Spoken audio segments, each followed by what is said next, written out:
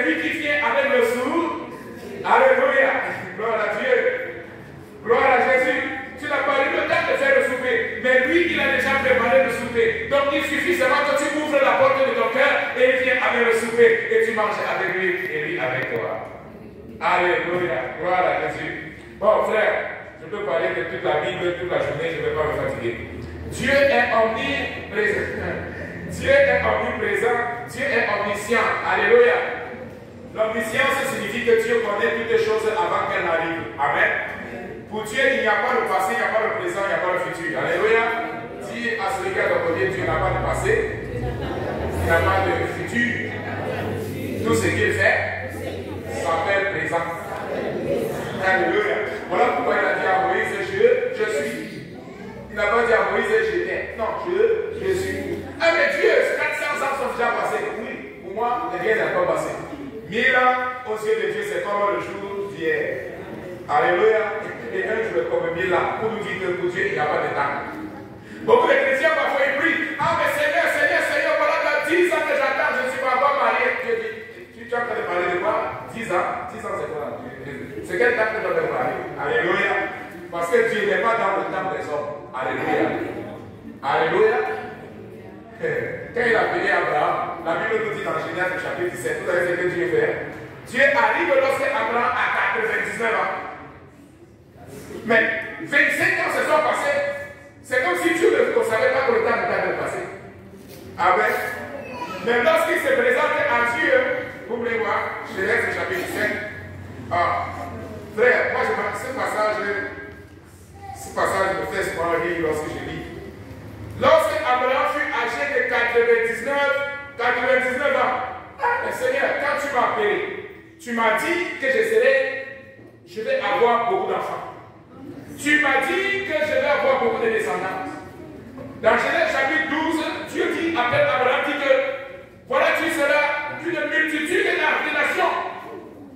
Mais, il a appelé Abraham quand Abraham avait 75 ans. Maintenant, Abraham a 99 ans. 24 ans se sont passés, mais c'est comme si Dieu ne voyait pas le temps passer. Alléluia. Quand Dieu se présente à Abraham, regardez ce que la Bible dit. Lorsque Abraham fut âgé de 99 ans, l'Éternel apparut à Abraham et lui dit, alléluia, je suis le Dieu tout-puissant, je suis le Dieu tout-puissant, je suis le Dieu tout-puissant. Abraham, tu penses que tu as 99 ans, que tu as 100 ans, que tu as 200 ans, mais je vais te dire une chose, je suis le Dieu tout-puissant, en moi il n'y a pas de temps. Il y a un pasteur qui a dit que s'il y a une chose qu'il pouvait donner à Dieu, c'est qu'il pouvait donner, il donne. S'il y a un cadeau qu'il peut faire à Dieu, c'est lui donner la montre, parce que Dieu n'a pas de temps. Dieu ne connaît pas l'heure. Dieu ne connaît pas le jour que nous sommes. Alléluia. Tu peux penser que tu as déjà prié, ça fait 10 ans que tu attends la promesse. Alléluia. Mais pour Dieu, il n'a pas le temps. Alléluia. Dieu regarde une seule chose, la promesse qu'il a faite pour David. C'est ça qui l'intéresse. J'ai établi un projet pour Envie. Si Envie reste dans ma présence, alors le projet de Dieu va s'accomplir. Alléluia. Ah, mais Seigneur, 5 ans sont déjà passés, 10 ans sont déjà passés. Non, lorsque Abraham avait 99 ans, 24 ans de la promesse, Dieu a fait la promesse, ça faisait 24 ans. Et maintenant, il arrive encore 99 ans, il dit, je suis le Dieu tout-puissant. Abraham, tu es inquiet. La situation que tu penses est impossible. Mais je vais te dire une chose, je suis le Dieu tout-puissant. Qu'est-ce que tu dois faire? Marche devant ma face et sois intègre. Alléluia. Si tu marches devant ma face et tu es intègre, tout ce que j'ai promis pour ta vie va s'accomplir. Alléluia. Alléluia. Le passé ne t'appartient pas. Tu ne peux pas changer ton passé. Alléluia. Tu ne peux pas changer ton passé. Mais tu as l'opportunité de changer ton futur. Alléluia. Tu as l'opportunité de changer ton futur. Ah, mais pasteur, je pouvais être déjà un bon docteur en théologie. Je pouvais déjà faire beaucoup de choses. Tu n'as pas pu faire, alors commence aujourd'hui. Alléluia. Tu n'as pas l'opportunité de changer ton passé, mais Dieu te donne l'opportunité de changer ton futur. De commencer tout à nouveau. Alléluia. Gloire à Jésus. Bon, nous avons vu que Dieu est juste. Dieu est juste, Dieu est amour. Quand la Bible nous dit que Dieu est amour, La Bible ne nous dit pas que Dieu a l'amour. Est-ce que vous comprenez la différence? Alléluia, les chevaliers, gloire à Jésus. La Bible ne nous dit pas que Dieu possède l'amour. Non, la Bible nous dit qu'il est l'amour. Amen. Il est la source d'amour. Tu ne peux pas parler d'amour sans parler de Dieu. Alléluia. Il est amour. L'incarnation de l'amour, c'est Dieu. La Bible nous dit que Dieu est amour. Et celui qui n'aime pas n'a pas connu Dieu.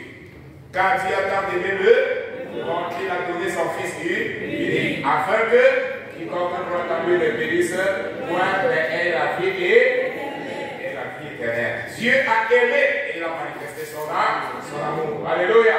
L'apôtre Paul dit Dieu prouve son amour par le fait que Christ est venu et il est mort lorsque nous étions encore des pécheurs pour pouvoir nous racheter, pour pouvoir nous présenter devant le Seigneur. Bon, frère, allons-y dans le chapitre 2, le monde spirituel divin. Chapitre 2, c'est dans le livre. Nous ne sommes pas puissance et autorité, nous sommes dans ce nouveau livre, le cours de vie chrétien.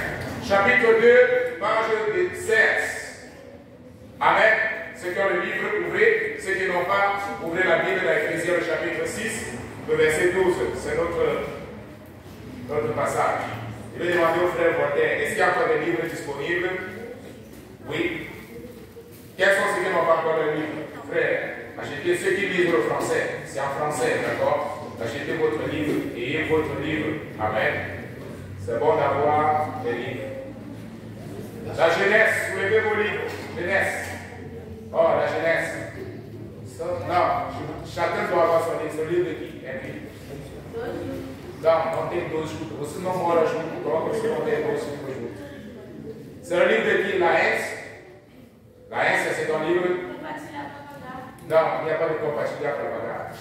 Un livre qui coûte déjà 10 reais, tu vas compartilhar o quê? Ah, mais je vais essayer de t'aider. Et quand tu vas sortir ici, là, tu vas aller acheter un gros Coca-Cola comme ça, là, de 12 reais. Tu vas boire ça, puis tu vas passer. Mais voilà un livre de 10 reais, tu dis que va compartilhar para pagar.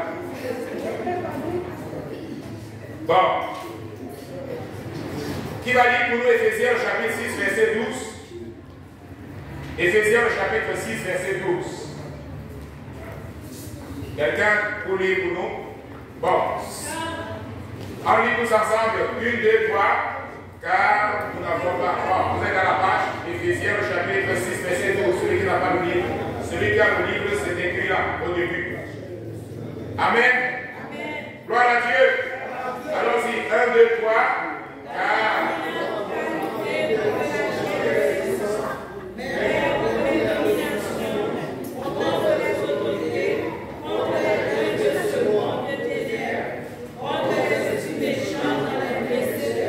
Amen. Gloire à Dieu. Donc, à l'introduction, restez avec le livre ouvert. Nous allons lire ensemble. Le concept du ciel et des êtres célestes est largement connu et même incorporé à la culture populaire. Cependant, dans quelle mesure pouvons-nous nous fier à ce qui se propage sur la question? Dans le but donc de rechercher la connaissance de la vérité, nous devons, c'est bon de fermer la porte, nous devons commencer par une source spirituelle. Car c'est une réalité spirituelle. Par conséquent, cette leçon présente ce que la Sainte Bible ou la parole de Dieu, donc inspirée par le Saint-Esprit, nous présente sur la question. Donc, nous allons parler du monde spirituel divin. Le monde spirituel divin. Le premier point, c'est les cieux. Amen. Gloire à Dieu. Les cieux. Exactement. Nous lisons tous ensemble Genèse chapitre 1, verset 1, 1, 2, 3. Au commencement, Dieu créa les cieux. Une fois de plus, au commencement, Dieu créa les cieux. Alléluia. Donc, au commencement, Dieu créa les cieux. La Sainte Bible, donc, à l'hébreu, utilise toujours le mot ciel dans sa forme double. Amen. Les cieux. Amen. Appelé Shamaï, la parole au pluriel. Salomon, en conséquence, ou par conséquent, en consacrant le temple, utilise dans l'expression cieux des cieux. Regarde, pasteur. Donc, les livres de Deutéronome et de Néhémie nous révèlent également la même expression, montrant dans les niveaux des cieux. L'apôtre Paul, lorsqu'il nous écrit, il parle dans des régions célestes. Amen. Donc, la Bible nous parle des cieux, et nous allons voir comment est l'organisation du ciel. Donc, quand on parle des cieux, on utilise la parole au pluriel. Ça veut dire qu'il n'y a pas un seul ciel. Et nous allons voir, ah mais pasteur, donc quand quelqu'un dit je m'en vais au ciel, c'est vrai que le chrétien comprend que je m'en vais dans la demeure de Dieu. Amen. Beaucoup de gens disent je m'en vais dans la demeure de Dieu. Mais nous devons comprendre une chose, que le ciel, quand on parle du ciel, ce n'est pas tout simplement un seul ciel. Amen. Quand la Bible parle des cieux, nous allons voir l'organisation. Voilà pourquoi le Nouveau Testament va nous parler des régions célestes. Les régions célestes. Amen. Donc, vous voyez ce que la Bible nous dit, nous n'avons pas lutté contre la chair et contre le sang, mais contre l'autorité, contre les dominations, contre les autorités, contre les princes de ce monde des ténèbres, contre les esprits méchants dans les lieux célestes. Dans les lieux célestes. Amen. Donc, nous avons plusieurs ciels qui parlent avec plusieurs cieux. Amen. Frère, comprenez ce que ça veut dire. Amen. Ne soyez pas confondus. Écoutez, ele vive, ela resta. Estou vendo vocês, os jovens, estou olhando bem para vocês. Então, presta atenção. Especialmente quando vocês estão aqui no centro. Então, os meus olhos não vão ficar ali, mas primeiro vocês. Tá? Amanhã vamos ter o estudo aqui. Então, estudo. E vamos ali, eu disse, quando sou marcado de hoje, eu disse, tá? Tarefa de amanhã, o estudo bíblico do domingo. Tá? O que nós estudamos? Tá? Você, o Soli também, Laércia também, essa é a base, depois do culto vamos conversar. Estava assistindo ele enquanto a gente estava fazendo a escola. Então, pai, cuida bastante. Les dit, nous avons étudié biblique avec la jeunesse. Donc, permettez que les jeunes soient là. Les mamans, ceux qui sont à la maison et autres, encouragez-les à pouvoir participer. Donc, laissez-les assister. Non, les quotidiens. D'abord, donc, encouragez-les à être présents pour qu'ils puissent écouter la parole. Amen. Gloire à Dieu. Donc, 3 cieux, la Bible nous parle, lorsqu'on parle des cieux, nous voyons qu'il y a environ 3 cieux. La Bible présente cela de manière claire. La parole n'explique pas, nous lisons ensemble ici, 1, 2, 3. La parole n'explique pas ce que seraient les 3 cieux, mais en accord avec d'autres commentateurs de la Sainte Bible, nous le comprenons ainsi. Premier point, le premier ciel. Le premier ciel serait l'univers physique, comme nous le savons. Ce ciel est voué à la destruction. Amen.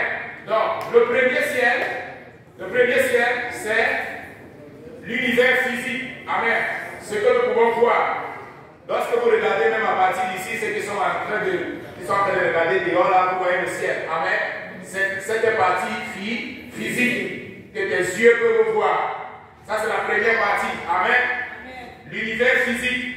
Le ciel, comme un univers physique que vous pouvez voir, ça c'est le premier ciel. N'importe qui a 2 yeux, normal peut voir cet univers physique-là. Amen. Gloire à Dieu. Le deuxième ciel, nous lisons ensemble, 1, 2, 3. Ce sont les lieux ou régions célestes. Donc parle l'apôtre Paul dans Éphésiens, le chapitre 6, verset 12. Ces régions sont une dimension spirituelle où les esprits, à la fois du bien et du mal, se déplacent. Dieu se meut intensément dans cette région spirituelle, bien que par son omniprésence, il soit partout. Amen. Donc, le deuxième ciel, c'est ce que l'apôtre Paul parle dans Éphésiens, le chapitre 6, le verset 12. Maintenant, c'est un univers spirituel. Cela n'est pas vu par n'importe qui. Amen. Cela est vu tout simplement par ceux qui sont nés de nous, nouveaux, et qui connaissent la réalité du monde spirituel. Amen. Donc l'apôtre Paul parle dans Éphésiens, le chapitre 6, le verset 12, de ces régions célestes. Et dans ces régions célestes, la Bible nous dit qu'il y a une activité intense des mauvais esprits, également des anges de Dieu. Il y a une bataille spirituelle. Faites attention, frère. Ne soyez pas distraits ce matin, c'est un enseignement très important.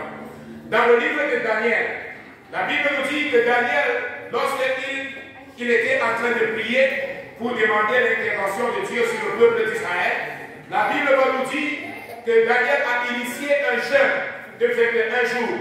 Et dès le premier jour que Daniel a initié le jeûne, la Bible nous dit que Dieu a envoyé la réponse. Amen.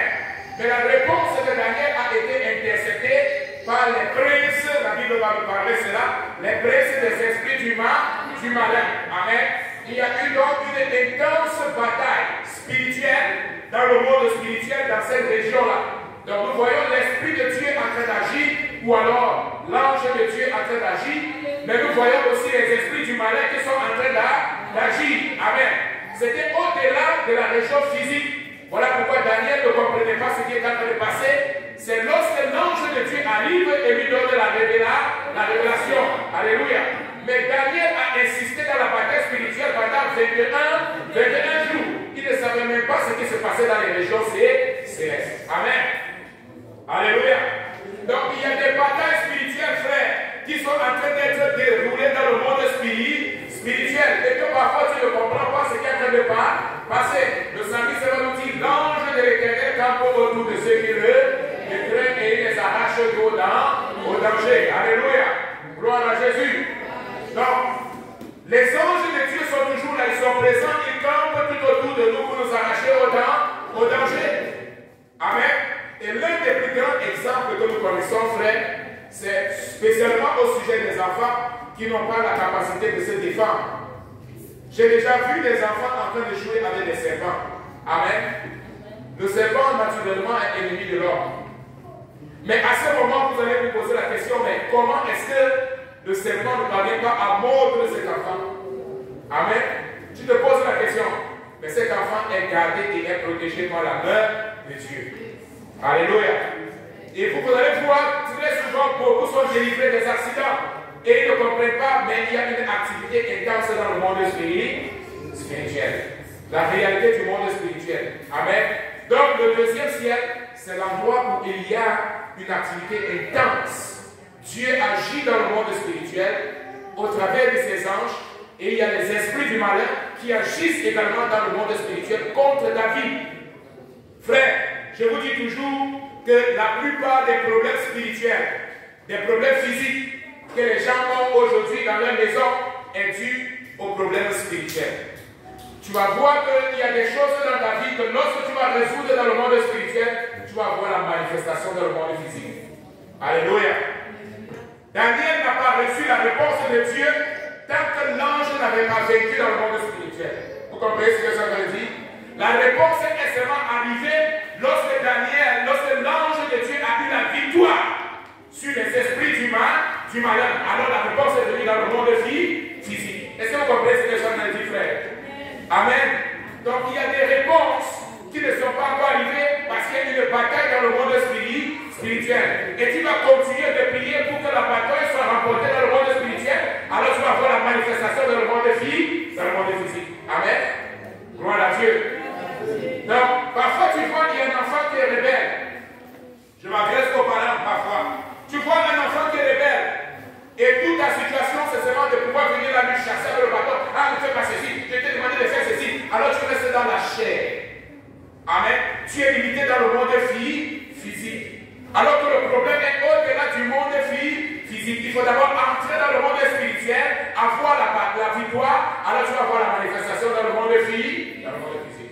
Amen. Gloire à Dieu. Il y a les bénédictions que Dieu a déjà établies pour ta vie. Mais tant que tu ne plies pas tes genoux, alléluia, tu ne vas pas recevoir cette bénédiction. Il y a des réponses que Dieu a déjà envoyées. Amen. Mais la réponse physique n'est pas encore arrivée parce que tu n'as pas encore réalisé la victoire qu'il faut avoir dans le monde spirituel. Le deuxième ciel, c'est un endroit extrêmement important. Un champ de bataille. Le champ de bataille. Voilà pourquoi la Bible, l'apôtre Paul dit, nous n'avons pas à lutter contre la chair et contre le sang. Ce n'est pas une chose physique. Le chrétien n'est pas lié à une chose naturelle. Le naturel, tout le monde le voit. Mais le chrétien doit avoir les yeux surnaturels. Il doit être capable de pouvoir regarder dans sa propre maison et voir qu'ici, il y a un esprit qui ne marche pas. Et ne pas simplement se lutter en train de se quereller avec sa femme et en train de pouvoir la boxer et ainsi de suite. Non, ce n'est pas la boxe, vous n'êtes pas dans un ring. Ce n'est pas ça qui va résoudre le problème. Le problème est dans le monde spirituel. Et lorsque tu comprends cela, et tu prends une retraite spirituelle, tu plies tes genoux, tu commences à prier, tu commences à chercher la face de Dieu, et subitement tu vois que le problème là a disparu. Tu dis, mais qu'est-ce qui s'était passé? Parce que nous n'avons pas lutté contre la chair et contre le sang. Alléluia. La bataille, c'est dans le monde spirituel. Le troisième ciel, qui est la demeure de Dieu, que l'apôtre Paul m'a parlé, donc du paradis. Disons tous ensemble, 1, 2, 3.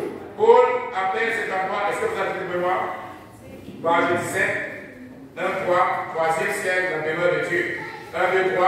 Paul appelle cet endroit paradis. 2 Corinthiens, chapitre 12, verset 4.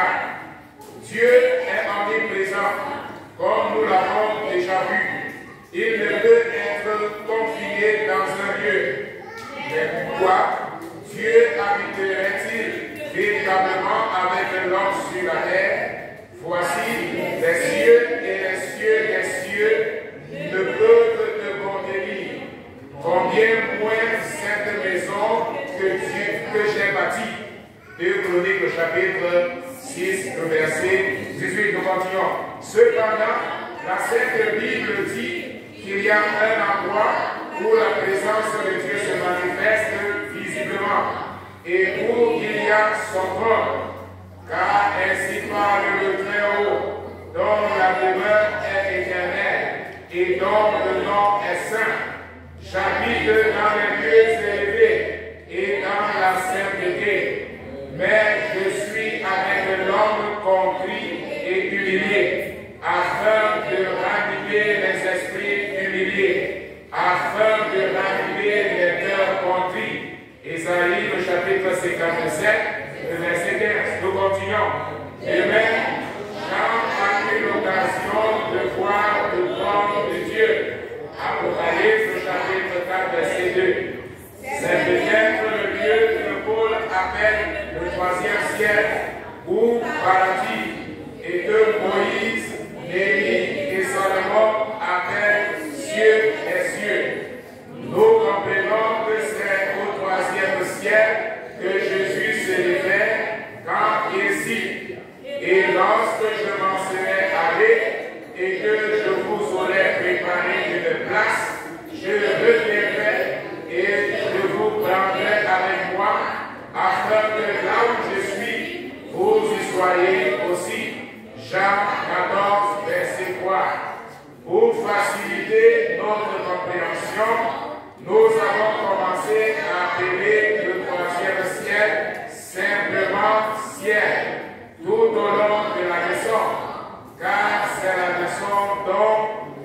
façon dont le Nouveau Testament, la plupart du temps, se réfère à ce message. Amen, frère. Donc, dans le Nouveau Testament, vous allez voir, très souvent, on parle tout simplement du ciel. On est en train de se référer au paradis. Amen. Gloire à Jésus. Mais, l'Ancien Testament, nous voyons c'est la parole des cieux des cieux, pour parler du lieu de la demeure de Dieu. Gloire à Jésus. Nous comprenons parfaitement qu'il y a combien de ciels? Gloire. Donc, le premier ciel, c'est quoi?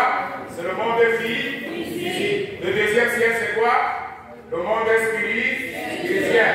Le troisième ciel, c'est quoi? La demeure de Dieu. Amen. Gloire à Jésus. Je pense que c'est clair pour tout le monde. Amen. Voilà. Bon, nous continuons. Deuxième point. Comment est le ciel? C'est-à-dire, comment est le paradis? Amen. Le premier point. Le ciel est un lieu où la volonté de Dieu est. On peut dire tous ensemble, le ciel est un lieu où la volonté de Dieu est souveraine. Une fois de plus, Le ciel est un lieu où la volonté de Dieu est souveraine. Une fois de plus, le ciel est un lieu où la volonté de Dieu est souveraine. Amen. Bon, disons ensemble, j'aime lire. Et comme vous avez le livre, nous allons continuer. 1, 2, 3. Dieu est souverain. Et s'il le voulait, personne ne peut s'opposer à sa volonté.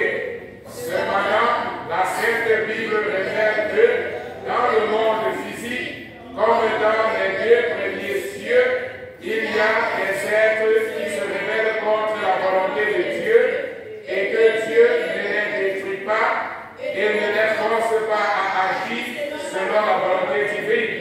Somme 78, verset 17. Cependant, il n'y a pas de place dans le ciel pour une autre volonté que soit. Matthieu, verset 10. Amen. Matthieu 6, 10. On continue. Toutes les guerres, toutes les maladies de l'humanité viennent d'une seule source, l'existence de volonté qui s'oppose. Si nous ne soumettons pas à une volonté unique et juste, celle de Dieu, il n'y aurait ni pauvreté, ni guerre, ni injustice sociale, ni ménage détruit, etc. On continue. Ainsi, la raison pour laquelle le ciel est le paradis est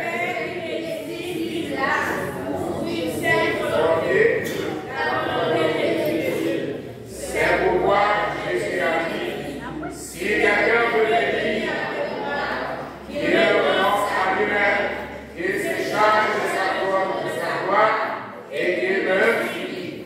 Luc chapitre 9, verset 23. Nous arrêtons là. Amen. Donc, premièrement, le ciel, c'est là où règne la volonté absolue de Dieu. Amen.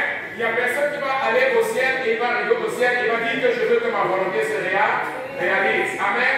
Donc voilà pourquoi le Seigneur Jésus dit, si quelqu'un veut venir après, qu'est-ce qu'il doit faire? Qu'il renonce à, et que tous les jours il se charge de ça, et qu'il me suive. Amen. Donc pour pouvoir suivre Jésus, pour pouvoir entrer dans le ciel, c'est mieux que ceux-là qui ont renoncé à leur propre volonté. Alléluia. Gloire à Jésus. Le ciel est ciel parce que la volonté de Dieu règne absolument. Donc, si tu penses que tu vas aller au ciel et que tu vas arriver et commander le ciel, alléluia, ce n'est pas le ciel que tu vas aller. Amen. Gloire à Jésus. Parce que le ciel, c'est l'endroit absolu où la volonté de Dieu règne. Alléluia. Gloire à Jésus. La Bible nous montre, et nous allons voir cela dans une leçon, qu'il y a eu un chérubin qui voulait établir également sa propre volonté. Ce chérubin s'appelait qui? Le diable. Mais avant son nom, Lucifer. Amen. Lucifer ici signifie porteur de lumière. Lucifer, en réalité, qui est Lucifer, il était un ange que Dieu avait créé. Et la Bible nous montre qu'il avait plus de certaines caractéristiques. Il était beau, il portait des pierres précieuses, la harpe de sa musique était un son extraordinaire. Alléluia. Il avait toutes ces qualités. Mais ces qualités, qui lui avait donné? Qui avait donné ces qualités à Lucifer? Qui avait donné ces qualités à Lucifer? C'est Dieu qui avait donné ces qualités à Lucifer. Mais il a dit, nous voyons cela dans Ésaïe chapitre 14, également dans le livre d'Ézéchiel, voici, je monterai jusqu'aux cieux et je serai semblable au train. Il a voulu établir sa propre volonté dans le ciel. Et quelle était la conséquence? Il était précipité. Alléluia. Parce qu'au ciel, il y a une seule volonté et c'est la volonté de Dieu. Alléluia. Donc si tu vas aller au ciel, commence à te préparer maintenant, à te soumettre à la volonté de Dieu. Et Jésus nous a donné le chemin. Si quelqu'un veut venir après moi, alléluia. Si quelqu'un veut aller au ciel, alléluia, qu'il renonce à lui-même, et qu'il se charge tous les jours de sa croix. Et dit non à ta propre volonté, et dit non au désir de la chair, et dit non au monde, non à la tentation. Alléluia. Parce que tu as un objectif, aller au ciel. Parce que au ciel, c'est le centre de la volonté de Dieu. Alléluia. Donc si quelqu'un vient à l'église et veut que sa volonté soit pas réalisé, alors la personne n'est pas en train d'aller au ciel. Parce que dans une église, ce qui doit régner, c'est la volonté de Dieu établie et respectée dans la parole de Dieu. Vous pouvez parler sans parole. Alléluia. Dieu a établi un principe. Et en l'église, sa volonté est respectée. Amen. Toute écriture est inspirée de Dieu. Toute écriture est inspirée de Dieu. Alléluia. Que ce livre de la loi ne s'éloigne point de ta bouche. Médite le jour et nuit. Quand il a dit à Josué, c'était Josué, je ne veux pas que tu établisses ta volonté. Amen. Je ne veux pas que tu inventes quelque chose. Non. Je veux que tu suives ma parole. Alléluia. Voilà pourquoi David dit, Seigneur, je garde ta parole dans mon afin de ne pas pécher contre eux. Alors Dieu a dit, voici un homme selon mon cœur.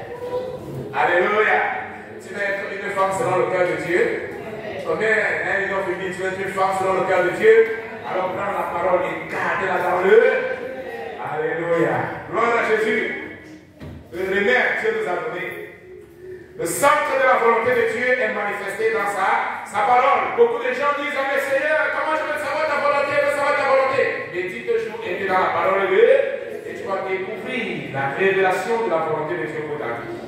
Alléluia. Gloire à Jésus. Donc, il n'y a pas deux volontés dans le ciel. Amen. Il y a une seule volonté. Parce qu'il y a un seul ciel. Et il y a un seul Dieu. Amen. Il est suprême. Donc, tu vas aller au ciel. Alors, commence à te préparer bien m'aider. Maintenant, ce n'est pas notre ciel. Amen. Ah, mais, pasteur, je suis haïtien. Et tu sais, en Haïti, pour nous, on a souvent telle manière de pouvoir faire notre culture, notre tradition. Au ciel, il y a une seule tradition. Alléluia. Alléluia. Au ciel, ce n'est pas la tradition haïtienne, ce n'est pas la tradition camerounaise, ce n'est pas la tradition tchadienne, ce n'est pas la tradition brésilienne, c'est la tradition du ciel. Alléluia. Donc, on commence avec des traditions de l'eau, et tu prends la tradition de Dieu qui est révélée dans sa barre. Alors, alléluia. La culture est une très bonne chose. La langue ne s'oppose pas à Dieu. Amen. Tout ce qui ne s'oppose pas à Dieu est justement nous aide à pouvoir aller en avant. Mais tout ce qui s'oppose à la volonté de Dieu, nous devons mettre cela des côtés. Deuxièmement, le ciel est saint. Tu as expliqué à ton côté, le ciel est saint. Le ciel est saint. Parce que Dieu est saint. Alléluia. Donc, je ne vais pas entrer au ciel par ma propre volonté. Amen. Mais également, il y a des conditions pour arriver dans le. Parce que je m'en vais rencontrer un Dieu qui est. Alléluia. Disons tous ensemble. J'ai mis 1, 2, 3. Dieu est. 1, 2, 3. Dieu est un être éthique. Cela signifie qu'il a créé lui-même. Vous êtes avec moi? Amen. Vous êtes avec moi là-bas. Frère, prêtez attention dans les tests et autres. Je sais que cet enfant, il grandit très vite, mais il va s'adapter. Je suis à la page 18. Amen. Ceux qui ont le livre, je suis à la page 18. Ceux qui n'ont pas le livre, frère Voltaire, il y a encore des livres. Frère, ceux qui n'ont pas le livre, voyez le frère Voltaire, il est là derrière, il y a encore des livres. Prenez une copie. C'est pas cher, c'est en français. 10 réals. Donc prenez et nous allons lire ensemble. Seulement sacrifier une bouteille de Coca-Cola. Du bien, bon. Je sais qu'il y a certains qui boivent Coca-Cola tous les jours. Frère, laisse-moi un jour, tu ne bois pas Coca-Cola, tu achètes un livre. Alléluia. Un livre qui a plus de combien de pages? Une centaine de pages. Alléluia. Alléluia. Voilà, un verset pour ta vie spirituelle. Amen. Un verset pour ta vie spirituelle. Et lisons tous ensemble. Ok, sur la page 18, lieu 2, le ciel est un lieu saint. Nous lisons tous ensemble. 1, 2, 3. Dieu est un être éthique.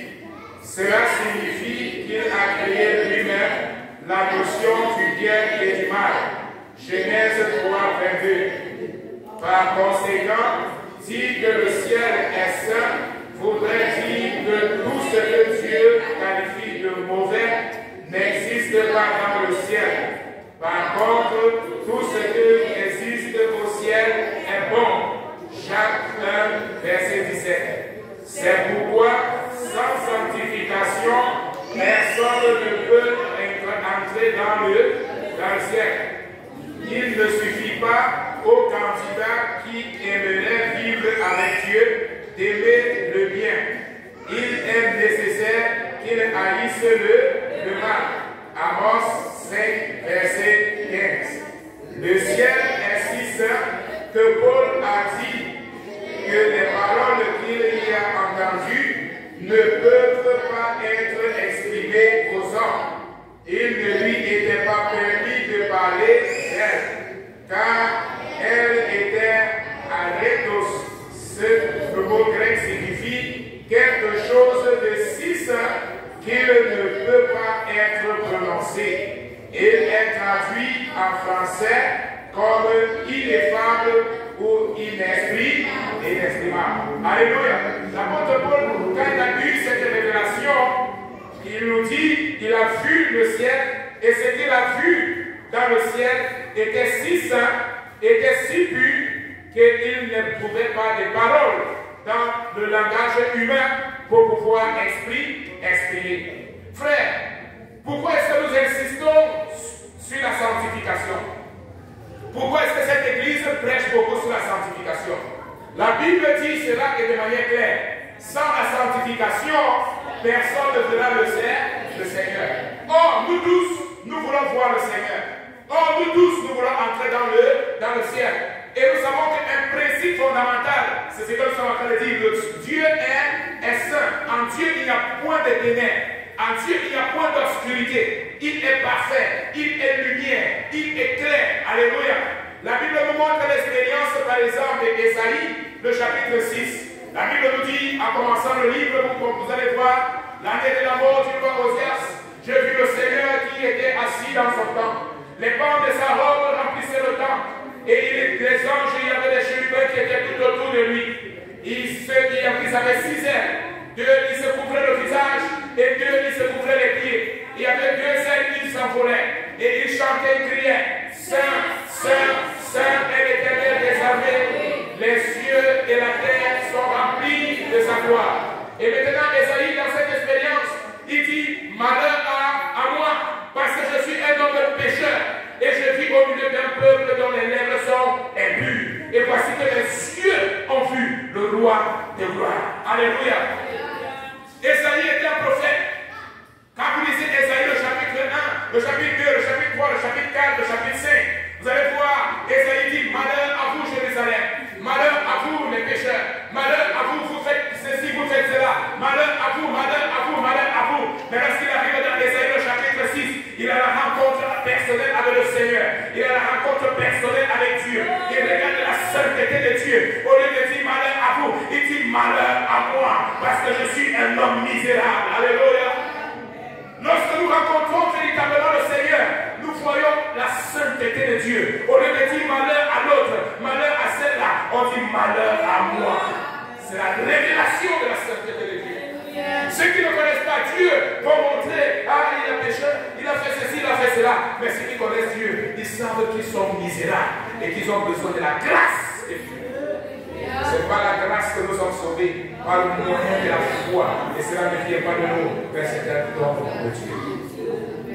Sans la sanctification, personne ne verra le Seigneur. Alléluia. 1 Pierre chapitre 1, le verset 15 et le verset 16.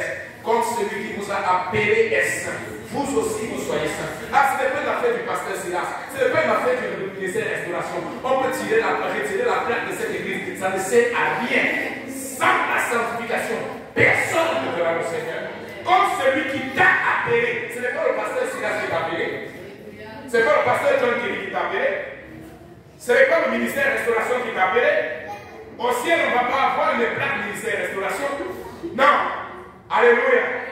Au ciel, la Bible va te regarder, est-ce qu'elle était purifiée par le sang de Jésus? Comment est ta fils? Ce n'est pas, ah mais pasteur, j'appartenais au ministère de restauration qui prêchait la sainteté. Je ne m'intéresse pas ici, au ciel, ce n'est pas le ministère de restauration. C'est comment est ton cœur. Alléluia. Gloire à Jésus. Sans la sanctification, personne ne verra le Seigneur.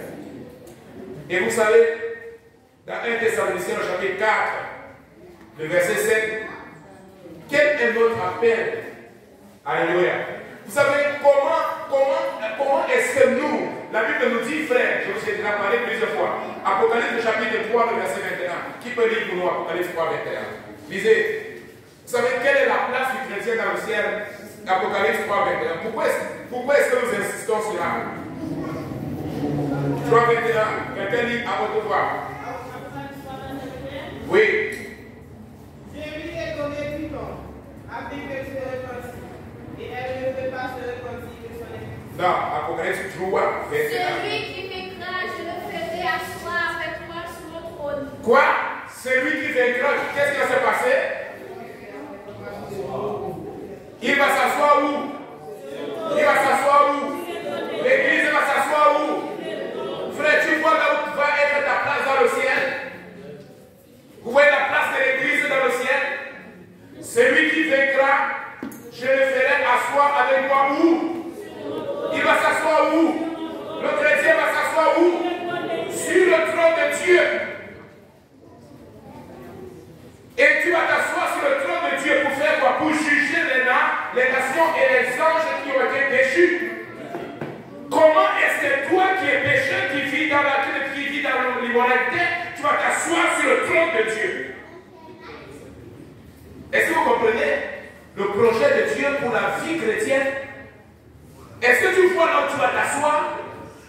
Tu n'es pas tout simplement en train d'aller au ciel, mais Dieu a préparé une place pour toi dans le ciel. Et sa place, ta place et ma place, c'est être assis sur le trône de Dieu.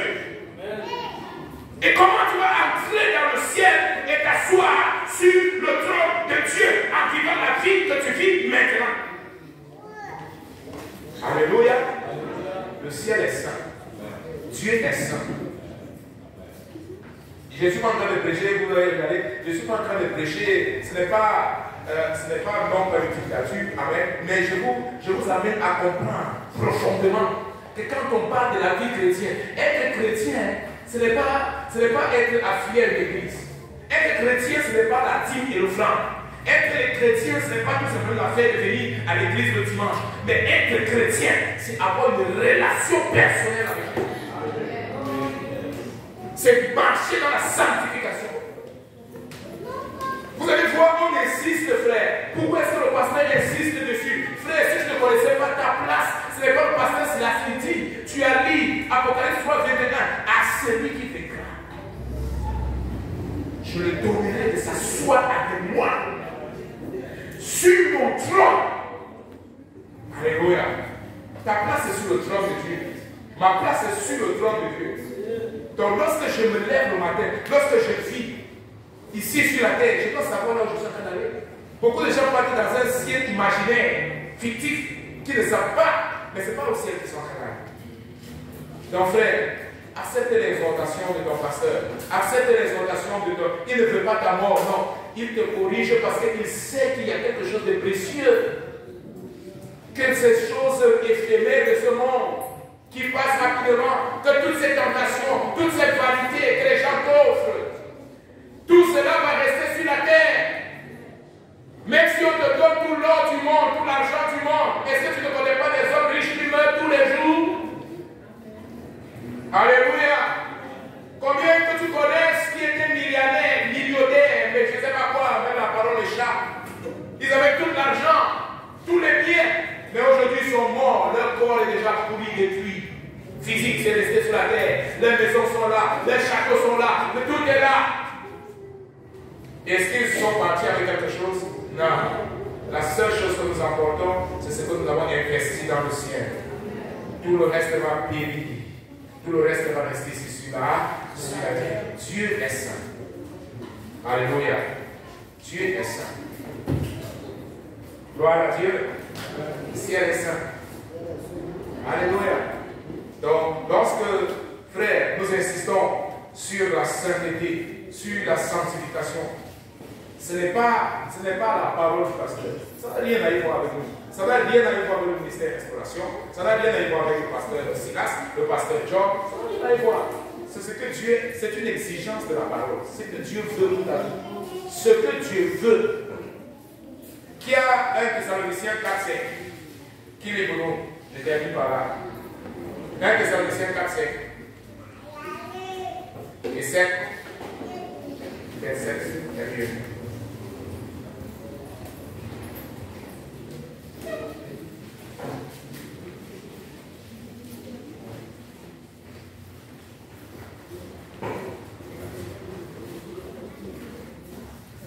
Quelqu'un lit pour nous 4, 7, 1 Thessaloniciens. Bon Dieu, parlez-nous pour nous vivre. Ah, on va répéter après. 1, 2, 3. Bon Dieu, parlez-nous pour nous vivre dans nos vieilles conditions là. Non, mais dis, posément, les coups vont passer, on répète après toi. Bon, yes. Bon Dieu, parlez-nous. Bon Dieu, parlez-nous. Pour nous vivre dans nos vieilles vies. Pour nous vivre dans nos vieilles Conditions là. Mais, direz-les-nous.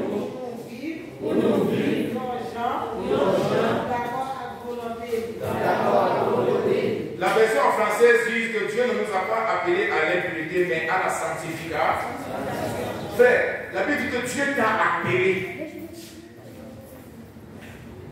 Ce n'est pas le pasteur qui t'a appelé. Ce n'est pas un évangéliste qui t'a appelé. Ce n'est pas un apôtre qui t'a appelé. Ce n'est pas un évêque qui t'a appelé. Dieu t'a appelé. Ah, mais le pasteur a dit qu'on pouvait faire ceci. Ce n'est pas le pasteur là qui a dit. C'est pas si c'est lui qui avait la clé du ciel, alors tu pouvais avoir confiance. Mais lui-même, il ne savait pas là où il est en train d'aller. Dieu seul a la clé du ciel. Ah, l'apôtre, l'évêque des nations, l'apôtre de Jésus, le pasteur tel, le pasteur Balthazar qui a eu sa théologie en je ne sais pas moi à quoi, et sa scientologie en je ne sais pas quoi d'autre. Il a dit que si je fais ceci, il n'y a pas de problème. Hein? C'est lui qui a la clé du ciel. Dieu t'a appelé. C'est un appel individuel à la sainteté. On n'entre pas au ciel en collectivité. Non, on entre au ciel individuellement. Amen. Ce n'est pas une communauté. Dieu ne m'a pas dit communauté telle est entrée. Non, individuel. La Bible dit que chacun a son nom écrit. Individuel. Donc, quand tu veux écouter quelqu'un qui est en train de te parler, voilà pourquoi la Bible dit ne donnez pas foi à toute forme de doctrine, mais examinez les Écritures. Mon peuple périt pour faute de connaissance. Ne te limite pas à ce qu'on te dit. Examine si c'est vrai. Par les Écritures. Même ce que moi je vous dis, je vous ai déjà dit ça plusieurs fois. Même ce que moi je vous dis, s'il n'est pas basé sur la Bible, n'acceptez pas. Voilà pourquoi je vous donne les références. Et vous comprenez. Amen. Amen. Gloire à Dieu. Amen. Bon, je m'arrête là. Est-ce que quelqu'un a une question? Question? S'il y en a pas, nous commençons notre culte. Nous allons continuer la prochaine fois avec cette partie du monde spirituel. Et ceux qui n'ont pas le livre, je vous encourage à avoir le livre. Et pour que vous puissiez vous-même lire à la maison. Frère, lisez aussi à la maison. C'est pour vous. Amen. Lisez si vous avez des questions pendant que... Dans Genèse chapitre 3, dans tout le chapitre 2, et c'est là où donc vous posez des questions à l'heure. Et là, vous mangez, et là, vous marchez. Il faut débattre. Était sur la terre. Amen. La Bible nous dit que Dieu a créé l'homme à partir des choses de la terre. Et il a créé également sur la terre un jardin. Et il a placé l'homme dans le jardin. Amen. C'était sur la terre. Tout était sur la terre. C'est que Dieu avait créé. Au moins, c'est ce que la Bible dit dans Genèse, le chapitre 3 de la création. Amen. Mais maintenant, en ce qui concerne l'arbre de vie, la Bible dit que l'arbre de vie a été enlevé. Et maintenant, se trouve dans le ciel. Amen. Bon. Et vous savez, il y a beaucoup de choses qui sont figuratives. Quand on dit l'arbre de la vie ou l'arbre de vie, beaucoup de gens peut-être sont en train de penser à un arbre. Mais je ne peux pas me limiter tout simplement à voir un arbre. Je peux tout simplement attendre que c'est quelque chose, une provision que Dieu donnait à Adam et Ève pour qu'ils puissent avoir la vie éternelle. Amen. Parce qu'ils avaient la vie éternelle. Les premiers hommes que Dieu a créés, ils étaient immortels, on va dire comme ça. Ils avaient accès à la vie, à l'arbre de vie qui leur rendait éternel. Amen. Mais lorsqu'ils ont péché, ils ont été expulsés. Et par le péché est venue la mort, parce qu'ils n'avaient plus accès à l'arbre de la vie. Amen. Ils n'avaient plus accès à l'arbre de la vie. Et comme ils n'ont plus accès à l'arbre, ils n'avaient plus accès à l'arbre de la vie. Alors, ils ont vécu 900 ans et ainsi de suite, et puis ils sont morts. Amen. Donc, par le péché, la mort est venue. L'apôtre Paul va nous dire cela de manière très plus tard. Amen. Bon, c'était sur la terre que Dieu avait créé. Et après ça, l'arbre de la vie a été, ou l'arbre de vie a été enlevé et se trouve maintenant dans le ciel. Mais gloire soit rendue à Dieu parce que maintenant Jésus-Christ est venu et ce n'est pas tout simplement, on n'a plus besoin de l'arbre de vie. Mais nous avons Christ lui-même qui est la vie. Amen. Alléluia. Donc il dit voilà pourquoi il dit que celui qui croit en moi, il vit, vivra, même lorsqu'il est mort, il mourra. Je suis la résurrection et je suis la vie. Lorsque Christ est quelque part, il y a la vie. Et lorsque tu as Christ en toi, tu as déjà la vie éternelle. Amen. Le chrétien ne meurt pas. Ah, mais pasteur, qu'est-ce que tu as fait de dire? Non, le chrétien change de monde. Il passe du monde physique au monde spirituel dans la demeure de Dieu. Amen. Gloire à Jésus. Donc nous avons déjà l'immortalité en nous lorsque nous avons Christ en nous. Amen. Donc lorsque nous mourrons, nous partons tout simplement dans la présence de Dieu. Ça serait une autre leçon que nous allons voir. L'être humain, c'est l'esprit, l'âme et le corps. Le corps, lorsque nous mourrons, reste sur la terre. L'âme retourne à Dieu, l'esprit. L'esprit retourne à Dieu, c'est notre âme, maintenant qui est jugée en fonction de ce que nous avons fait. Mais si tu es déjà sauvé, tu n'as pas besoin de jugement. Amen. Le jugement qui vient, ça serait pour les œuvres. Comme la Bible nous dit cela. Dans 1 Corinthiens, chapitre 3, l'apôtre Paul fait allusion à cela. Si, amen. Parler de l'eschatologie. La Bible nous dit, lorsque le Christ va venir, il y aura encore des gens qui seront vivants. Amen. Si la trompette sonne maintenant, dans notre état, la trompette sonne, la Bible nous dit, les morts en Christ ressusciteront premièrement, et seront revêtus du corps incorruptible.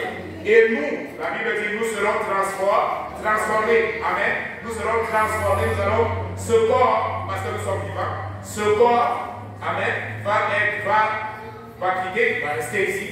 Amen. Et nous allons revêtir le corps immortel. Et nous allons rencontrer Christ dans les airs. Si cela se passe maintenant. Donc, maintenant, quand quelqu'un meurt, où est-ce qu'il va? Il se couche et dort là-bas, comme les gens disent, la mort éternelle. Est-ce qu'il reste là en attendant? Non. Le corps est enterré parce que quand tu vas là-bas, après 1 an, 2 ans, 3 ans, vous voyez que c'est déjà complètement même décomposé. Qu'est-ce que c'est encore la personne? Non, la personne même a quitté un corps. Amen. La Bible dit que tu es poussière et tu retourneras pour poussière. Mais l'être humain n'est pas seulement fait de corps. Amen. Nous vivons dans un corps, mais nous ne sommes pas un corps. Est-ce que vous comprenez la différence? Nous vivons dans un corps, mais nous ne sommes pas un corps. Voilà pourquoi la Bible, l'apôtre Paul va dire que cette temple, il appelle cela comme une maison.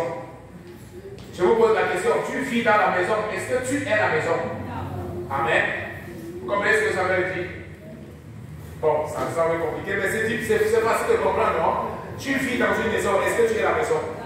Donc, nous sommes une âme. Nous sommes une âme et nous vivons dans un corps. Maintenant, lorsque nous mourons, lorsque la personne meurt, le corps, naturellement, se décompose. La personne même qui est là, c'est cette personne-là qui va être jugée. C'est ton âme qui va être jugée. Ce n'est pas ton corps va être jugé. Mais pour le chrétien, la Bible dit qu'il va revêtir un corps nouveau. Amen. Lorsque le Seigneur Jésus est ressuscité, il a eu un corps glorifié. Donc, tu vas recevoir un corps glorifié. Amen. Donc, lorsque tu meurs, ceux qui sont morts maintenant, où ils sont dans le ciel, ils sont dans le paradis à ce moment. Mais ils ne sont pas encore avec le corps glorifié. Amen. Ils n'ont pas encore de corps glorifié. C'est lorsque tout va être accompli, lorsque la trompette va sonner, qu'ils vont recevoir aussi un corps glorifié. Mais lorsque nous mourons maintenant, tous ceux qui meurent maintenant comme chrétiens, ils partent et ils sont au paradis avec Dieu. Amen. Entendez-vous?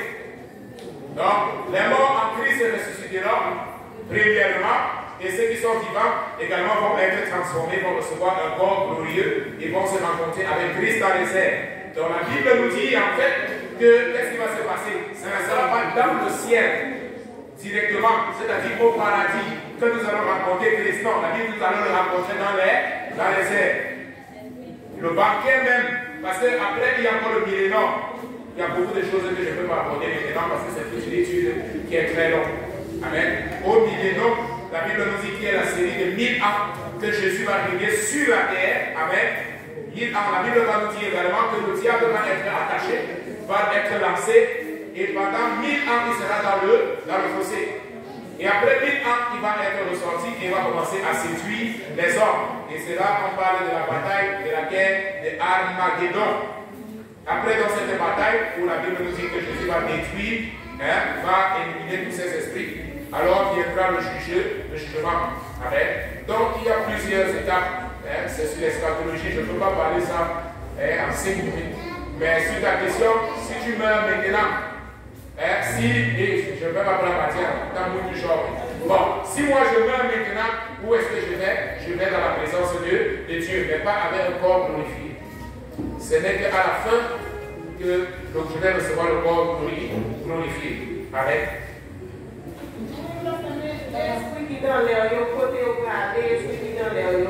Mais dans l'air, c'est dans l'air. Tu peux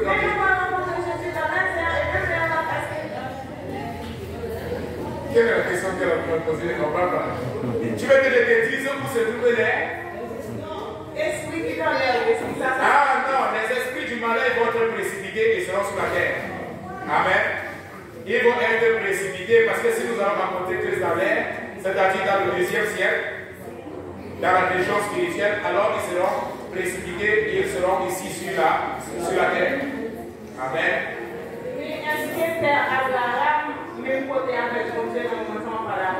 Oui, la Bible nous dit qu'Abraham est dans le ciel. Dans la demeure de Dieu, oui. Abraham est dans le ciel, dans la demeure de Dieu. Frère, quand à la transfiguration, lorsque Jésus est en train de prier, qui est venu parler à Jésus? C'était il y a 2 personnes qui sont venues parler à Jésus. C'était qui? Élie et? Non. Élie et qui? Et qui? Enoch. Non, Élie et Moïse, frère. Élie et Moïse sont venus pour parler à Dieu. C'est pas vrai? La loi et les prophètes. Donc, les deux sont venus, ils ont parlé à Jésus. Les apôtres ont reconnu même cela. Ils étaient où avant? Est-ce qu'ils étaient en enfer? Non, ils sont dans le ciel.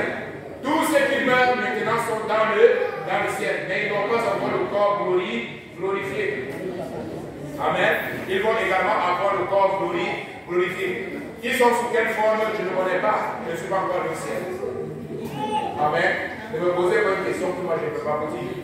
Ah, mais parce qu'ils sont sous quelle forme? La Bible dit qu'ils sont dans le ciel. Je veux que je dise qu'ils sont sous quelle forme. La Bible ne dit pas sous quelle forme ils sont. Mais la Bible dit qu'ils sont dans le ciel. Maintenant, je peux même demander à Dieu qu'ils sont sous quelle forme. Amen. Je le connais. Je ne connais pas. Oui. Frère, ils sont esquivés ce matin. Posez les questions de ce que nous avons parlé, frère. Oui. Tout le monde qui mourit, il y a un ciel de la glorieux, et le monde qui mourit, qui parle en question. Ah, celui qui n'a pas connu Christ, il va directement en enfer.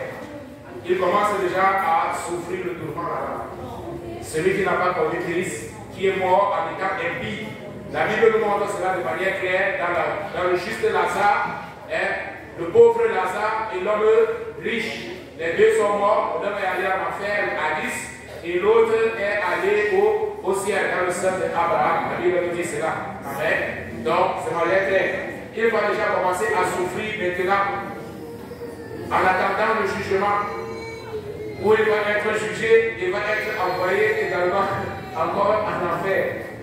Amen.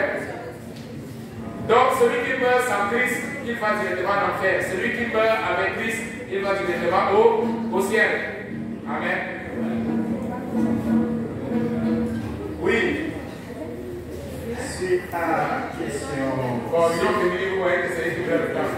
Alors, est-ce que sans un corps glorieux, nous ne pas rencontrer, nous pas contaminer avec mon Dieu? Non.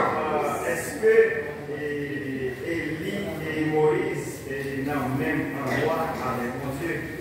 Je suis d'accord que du ciel, mais pas ouais, que quand même on doit répondir, puisqu'il corps a glorieux.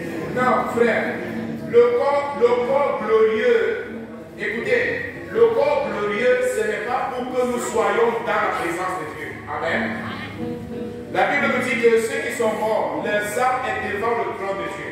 Mais maintenant, je comprends une chose spirituellement, que nous pouvons comprendre, d'accord? C'est quoi? C'est que la Bible nous dit dans Apocalypse 3, 21, comme nous avons lu, à celui qui viendra, je lui donnerai de s'asseoir sur le trône. Donc, il n'y a personne qui est assis sur le trône. Parce que c'est toute l'église qui sera assise sur le trône. Ce n'est pas une personne de manière individuelle, c'est l'église. Donc, il n'y a personne qui est sur le trône. Et je vais vous dire une autre chose. Le ciel est plus que ce que nous pensons. Parce que lorsque le Seigneur dit que celui qui vaincra, ça sera sur le trône. Les gens peuvent dire que mais certainement le trône de Dieu doit être grand comme ça. Non. Amen. Tu peux t'imaginer comme ça, oui ou non? Parce que la Bible nous dit que Dieu est sur le trône, Jésus est sur le trône de cet esprit-là. Tu peux donc penser que mais c'est trois trônes. Non, il n'y a pas trois trônes dans le ciel, il y a un seul trône. Amen. Donc voilà pourquoi nous devons les choses spirituelles se discernent spirituellement, pas matériellement. Amen. Est-ce que vous comprenez? Donc il y a un seul trône au ciel. Qui viendra s'asseoir sur le trône? C'est le même trône, c'est un seul trône. Ah mais pasteur, comment est-ce que ça va? Chacun va s'asseoir comment? Est-ce qu'il y aura beaucoup d'espace? Dieu est Dieu. Je ne le connais pas, mais la Bible nous dit que nous allons nous asseoir sur le trône. Mais pour le moment, il n'y a personne qui est assis sur le trône, parce que c'est une église qui sera sur le trône. Donc les âmes sont devant, la Bible dit cela, devant le trône de Dieu. Quand ils meurent, ils sont devant le trône de Dieu, ils sont dans la présence de Dieu, ils sont au paradis. Amen.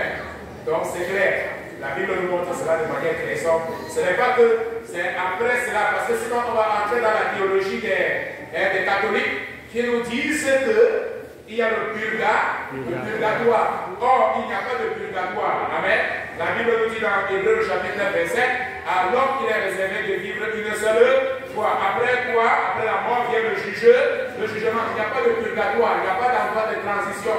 Il n'y a pas un endroit où je suis moins pur, alors maintenant Dieu va m'envoyer là-bas pour que je puisse me purifier davantage. Non, ça ce n'est pas biblique. Amen. Si le sang de Jésus ne t'a pas purifié quand tu étais sur la terre, ce n'est pas lorsque tu vas arriver dans le ciel. Amen. Et nous ne pouvons pas rendre inefficace le sang de Jésus. Amen. C'est le sang de Christ qui te purifie lorsque tu es sur la terre, pas lorsque tu vas arriver dans le ciel. Il n'y a pas une autre étape préliminaire pour arriver dans le ciel. Il n'y a pas la transition. Il n'y a pas la réincarnation. Amen. Ça c'est le spiritisme qui va vous dire qu'il y a la réincarnation. Comme tu es saint, comme tu es grand, comme il est tellement pur, alors je dois réincarner pour améliorer ma vie, pour être davantage parfait. Amen. Ça c'est la souffrance. Ça c'est le salut par les œuvres des hommes. Mais le salut c'est par la grâce, par le moyen de la foi.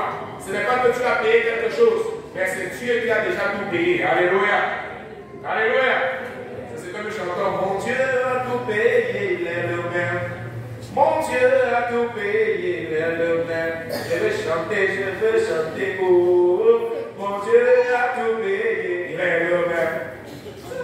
Il a tout payé, Je n'ai plus rien d'autre à payer. Amen. Bon. Et le reste, pas la paix. Amen. Alors, tout le monde se laisse pour passer au alors, ce que nous avons passé dans Somme 19, verset 11, qui dit, c'est de la vérité, moi c'est une parole, Dieu n'a fait moi pour ne pas faire péché pour vous. Alors, question de notre verset, c'est dans quelle époque David est écrit sur ça? Est-ce que c'est avant qu'il est tombé dans le péché avec Bathsheba? Ou est-ce que c'est après qu'il est écrit sur ça? Bon, frère de Dieu, je ne vais pas détourner. Je ne sais pas si c'était avant ou après son péché avec Bathsheba. Sincèrement, je ne connais pas. Je vais chercher et je vais te dire si c'était avant ou c'est après. Mais je ne connais pas si c'était avant ou c'était après son péché avec pas exagéré là. Amen. Donc, le psaume 51, c'est un psaume de repentance lorsqu'il a déjà péché. Psaume 119, verset 11. Oui, il est dans le psaume 119, verset 11.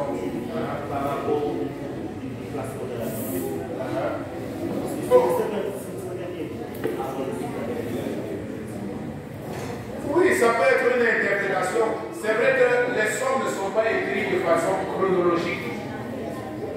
Ça ne veut pas dire forcément qu'au psaume 51, comme on voit la repentance, donc au psaume 119, c'est quand il n'a pas encore péché.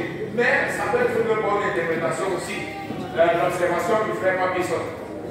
Que en fonction du psaume 51 et maintenant le psaume 119, on peut comprendre que certainement c'est après, après le péché et après l'expérience que David avait déjà avec Dieu, qui dit que bon voilà, j'ai gardé la parole dans mon cœur afin de ne pas pécher contre eux. Ouais, encore, il t'a dit encore. Encore? Comment ça encore? J'ai gardé ta parole dans mon cœur, ou je sais ta parole dans mon cœur afin de ne pas pécher. Encore. Afin de ne plus pécher contre toi. Non, est-ce qu'il y a encore? Mais vous avez quelle version? Verset 11, oui. Je sais ta parole dans mon cœur afin de ne pas pécher contre toi. Vous avez et encore dans votre Bible? Alors pour lui. Non, pour lui. Dans ta Bible, il y a encore.